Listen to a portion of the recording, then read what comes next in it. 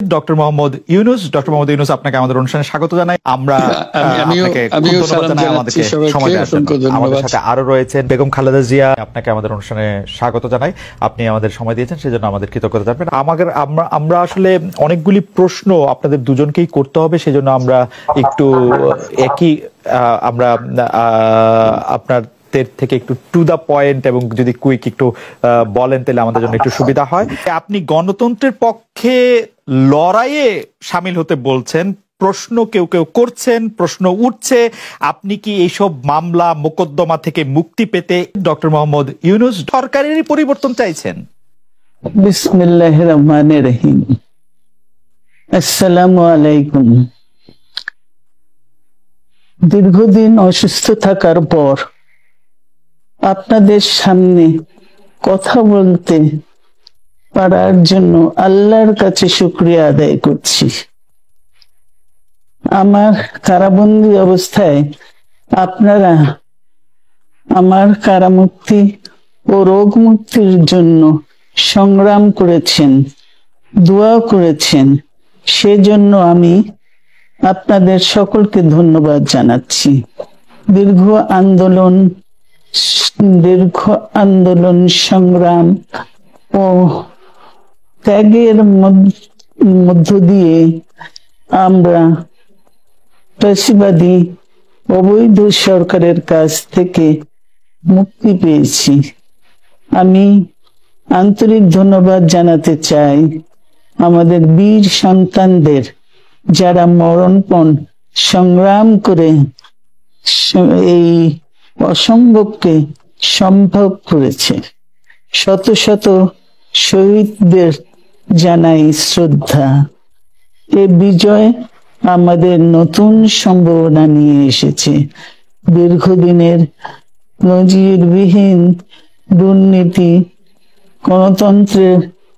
গণতন্ত্রের ধ্বংসের স্তূপের মধ্য থেকে আমাদের নির্মাণ করতে হবে এক সমৃদ্ধ বাংলাদেশ। ছাত্র তরুণরাই আমাদের ভবিষ্যৎ। তরুণরা এই যে স্বপ্ন নিয়ে বুকের রক্ত ঢেলে দিয়েছে, সেই স্বপ্ন বাস্তবায়নে করতে মেধা, যোগ্যতা, জ্ঞান ভিত্তিক গণতান্ত্রিক বাংলাদেশ গড়ে তুলতে হবে। শোষণহীন সমৃদ্ধ বাংলাদেশ, সকল ধর্মের গোত্রের অধিকার নিশ্চিত করতে হবে। শান্তি,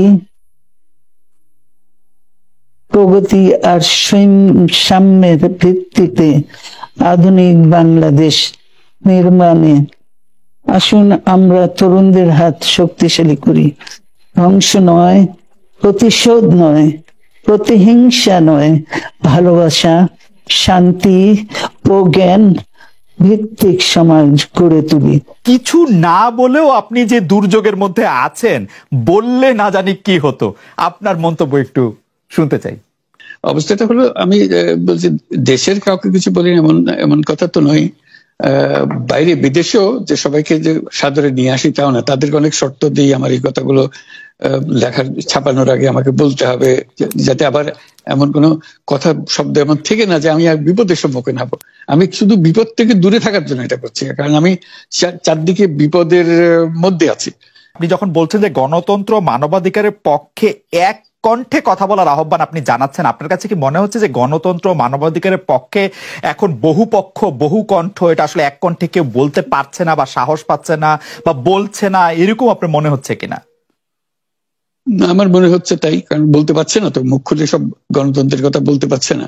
কাজে সেটা বলা, এক বাক্যে বলা, পরিষ্কার কণ্ঠে বলা, এটা আমাদের সবার দায়িত্ব, তো জাতীয় দায়িত্বটা, যে না হলে গণতন্ত্র বলে কিছু থাকবে না আমাদের জন্য। আদৌ গণতন্ত্র বলে কিছু থাকবে না। আপনাকে কি তিনি তার প্রতিদ্বন্দ্বী মনে করেন, নাকি সত্যি তার কাছে এমন কোনো তথ্য রয়েছে যে আপনার বিশাল কোনো রাজনৈতিক অভিলাষ রয়েছে, আপনি কি রাজনৈতিকভাবে তার প্রতিদ্বন্দ্বী হয়ে উঠছেন বলে তিনি আপনাকে অপছন্দ করছেন, না কি কারণে, আপনার কি মনে হয়? আমার মনে হয় উনি মনে করেন যে আমি দেশের সর্বোচ্চ ডাকু, সন্ত্রাসী, কিংবা আমি অপরাধী, আমি সেরা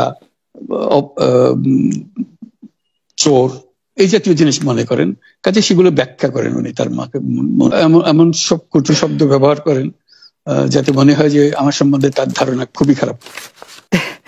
আসলে এটা নিয়ে কথা বলাটা একটু বিব্রতকরই, কিন্তু কেউ কেউ এটা বলে থাকেন যে বিশেষ করে যে 2007 সালে যে 111 সরকার আমরা যাকে বলি, তাদের যে বিরাজনীতিকরণের একটি চেষ্টা, সেই চেষ্টার মধ্যে আপনার অংশগ্রহণ আছে কিনা? যদিও বারবার বলা হয় যে আপনি আসলে সেই ক্ষমতাটা দখল করতে চেয়েছিলেন, অথচ আমরা উল্টা শুনেছি, আপনার মুখেও শুনেছি, যারা ওই সময় কৌশলভ ছিলেন তাদের মুখেও শুনেছি যে আপনাকে আসলে অফার করা হলো, আপনি সেটি ফিরিয়ে দিয়েছিলেন। কিন্তু কেউ কেউ আবার বলে থাকেন আপনি একটা লম্বা সময়ের জন্য চেয়েছিলেন। এইটি কি একটা কোনো কারণ হতে পারে? এই ব্যাপারটি কি আমাদের দর্শকদের জন্য মানে বা ইয়েদের জন্য একটু আপনি পরিষ্কার করবেন যে আপনি আসলে রাষ্ট্রের সর্বোচ্চ ক্ষমতায় বা রাজনীতির জায়গায়, দেশ পরিচালনায়, সেগুলিতে আপনি আসলে আসতে চেয়েছিলেন কিনা, চান কিনা, বা ওই জায়গা থেকে? যদি চাইতাম খালেদ, যদি চাইতাম, তখন যখন মিলিটারি আমার বাসায় এসে বসে রইল সারা রাত আমাকে রাজি করানোর জন্য, আমি তো লুফে নিতাম। রাজি করানোর জন্য বসে থাকতে হবে কেন? আমি যদি ক্ষমতায় চাইতাম বলে আজ চলেন চলেন, কি করতে, কি কোন জামাটা পড়তে হবে দেখিয়ে দেন, এখনই যাচ্ছি। আমি তো সেটা করিনি, তাদের সঙ্গে তর্ক করেছি, সারা রাত ধরে তর্ক করেছে যে না ভাই আমাকে দিয়েন না, আমি এই কাজের উপযুক্ত না, আপনারা অন্য লক্ষ্য যান। তারা আমার উপরে মন ঠিক করে ফেলেছে আমাকে নিতে হবে। আমি বারে বারে বলতেছি তাদেরকে, তারা নিরাশ হয়ে ফিরে গেল, বললো যে সকালবেলায় আবার আসবো, সকালবেলায় আসলে তখন আপনি আমাদেরকে বলেন যে রাজি আছেন। ঠিক আছে, তা না হলে তো আমি সঙ্গে সঙ্গে রাজি হয়ে যেতাম। কে ছাড়ে যাও আপনাকে? দেশের পুরো সরকারের প্রধান হবার জন্য আহ্বান জানাচ্ছে, বাংলাদেশে এরকম কয়জন মানুষ আছে বলবো যে না আমি এই দায়িত্ব গ্রহণ করব না? আমি তো করলাম সেটা। এখন আমার নামে বলা হচ্ছে 10 বছর চেয়ে, আমি বছর দিয়ে প্রশ্নই উঠে না। তারপরে এরপরে তো কয় বছর কয় কাণ্ড, আমি 10 বছর দিয়ে কি করবোটা কি? আমি 10 বছর দিয়ে, আমি তো বলছি আমি এই কাজের জন্য নই। দেশে আমার দেশ পরিচালনা করা আমার দায়িত্ব না, আমার কাজ না, আমি জানি না এটা কিভাবে করতে হয়, আমি যেটা জানি সেটা করি। আপনার হাত দিয়ে যখন গ্রামীণ টেলিকমের প্রতিষ্ঠা হয়, তখন এর আয় থেকে আপনি গ্রামীণ ব্যাংকের সদস্যদের জন্য ব্যয় করার কথা বলেছিলেন বা ভেবেছিলেন।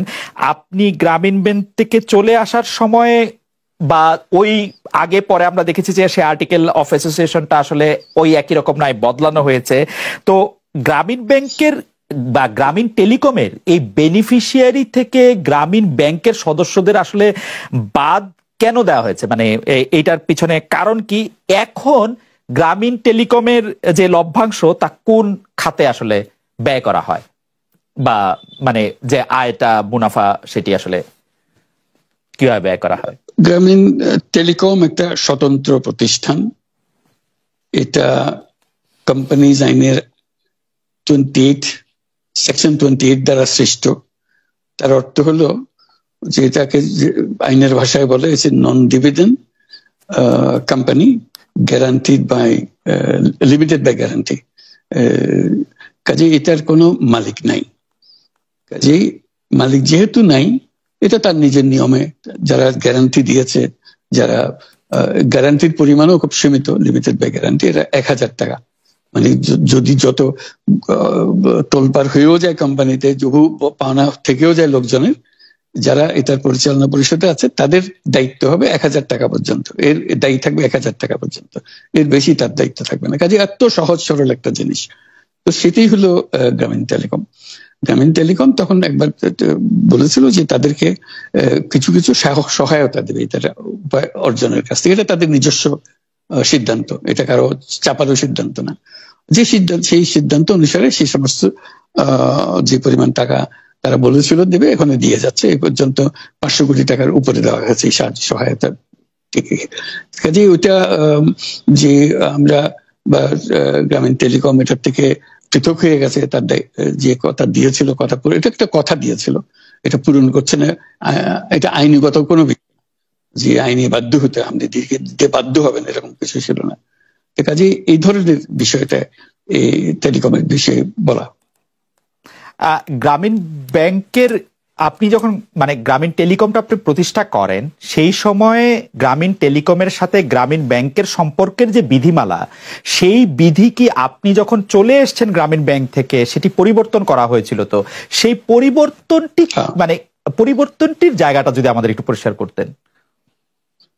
পরিবর্তন ছিল যে আগে এটা নমিনেট করতে পারতো গ্রামীণ ব্যাংক, চেয়ারম্যান পদের জন্য একজন লোক নমিনেট করতে পারতো। আমরা যেহেতু গ্রামীণ ব্যাংক থেকে আমাদেরকে সরিয়ে দেওয়া হয়েছে, তখন আমরা মনে করলাম যে এটা রাখার আর দরকার নাই। গ্রামীণ টেলিকম থেকে সেই পদটা আমরা পরিষ্কার করে দিয়েছি, যখন এটা আর দরকার নাই। এইটুকুই পরিবর্তন হয়েছে। এটা ন্যায়সঙ্গতভাবে পরিবর্তন করার ধারা অনুযায়ী যা যা করতে হয় সেটা করা হয়েছে। এতে তার ইচ্ছা বা তার কর্তব্য, তার করণীয় যে অবজেক্টিভস আছে, কোথাও পরিবর্তন হয় নাই। এই ক্ষেত্রে আমাদের এই বিষয়ে আর কি এইটাই আমাদের আরেকটা প্রশ্ন, সেটা হচ্ছে যে গ্রামীণ টেলিকম কি গ্রামীণ ফোন থেকে প্রায় 37% লভ্যাংশ পায়, যে এবং যদি পায় 34% লভ্যাংশ পায়, সেই 34% লভ্যাংশের যে টাকাটা, সেই টাকাটা কোথায় বা কি উদ্দেশ্যে ব্যয় করা হয়? সেই সামাজিক ব্যবসায়, যেটি আসলে আপনার প্যাটেন্ট করা সোশ্যাল বিজনেস, সেটির কাঠামোটা আসলে কি বা সেটি কিভাবে আপনি করেন?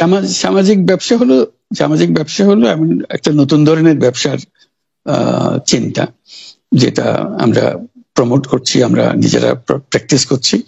যেটা ব্যবসা মানে হলো মুনাফা করা, ব্যক্তিগত মুনাফা করা, এবং তার লক্ষ্য হলো সর্বোচ্চ মুনাফা করা। এটি হলো ইকোনমিক্স এর নিয়ম, যে সর্বোচ্চ মুনাফা যদি করি সবকিছু ঠিকঠাক মতো চলবে। আমরা বললাম যে এটা ভুল জিনিস, যে সর্বোচ্চ মুনাফার মধ্যে দিয়ে মানুষকে এক রকমের নেশাগ্রস্ত করেছে। এই মুনাফার নেশার মধ্যে তাকে ঢুকিয়ে দেওয়া হয়েছে। এই মানুষকে এই মুনাফার নেশাগ্রস্ত মানুষ হিসেবে এটা আমরা কল্পনা করতে পারি না। আমরা বলছি যে এটা মুনাফা সে করবে, সর্বোচ্চ মুনাফা করবে, কিন্তু অন্য ধরনের ব্যবসা আছে। ব্যবসা এখন শুধু এক প্রকারের ব্যবসা আছে, যে ব্যবসাতে শুধু মুনাফা সর্বোচ্চ করেন, এটাই নির্দিষ্ট নিয়ম। আমরা বলছি আরেক রকমের ব্যবসা, যেটা হলো মানুষের সমস্যার সমাধান করা, মুনাফার জন্য কোনো রকমের ইচ্ছা তার না থাকা, মুনাফা বিহীন ভাবে, কোনো মুনাফা, ব্যক্তিগত মুনাফা না নিয়ে শুধু সমস্যার সমাধানের জন্য ব্যবসা করা, এটাকে আমরা বলছি সামাজিক ব্যবসা। এই অর্থ দিয়ে আমরা সামাজিক ব্যবসাগুলো প্রতিষ্ঠা করছি, একটার পর একটা সামাজিক ব্যবসা প্রতিষ্ঠা করছি। যে কারণে আমরা এটার মধ্যে শরিক হয়েছিলাম, যে আমরা পুরো গ্রামীণ ফোনকেই সামাজিক ব্যবসা করার চেষ্টা করেছিলাম। সেটা টেলিনরকে আমরা রাজি করাতে পারিনি। কাজে টেলিনর বলছে যে না, আমরা ব্যবসা করবো। কাজে আমরা ওটা না পেরে শুধু গ্রামীণ টেলিকমকে আমরা সামাজিক ব্যবসা হিসেবে রেখেছি। এর থেকে যে মুনাফা হয়, মুনাফার সমস্ত টাকা বিভিন্ন সামাজিক ব্যবসার সৃষ্টির কাজে ব্যবহৃত, এখনো তাই হচ্ছে।